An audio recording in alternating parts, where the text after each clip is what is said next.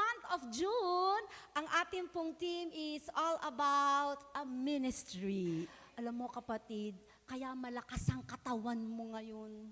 Kasi God wants to use you to preach the gospel, heal the sick, deliver the captives.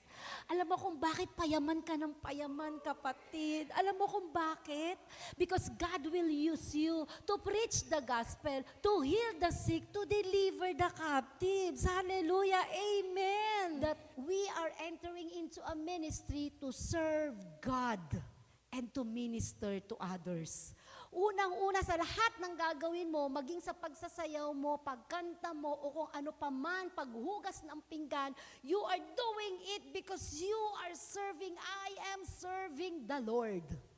Amen. That is why we need to serve Him acceptably, ang sabi dyan, with godly fear in our hearts, knowing na lahat ng bagay ay galing sa Diyos, sa pamamagitan ng Diyos, at para sa Diyos. Amen?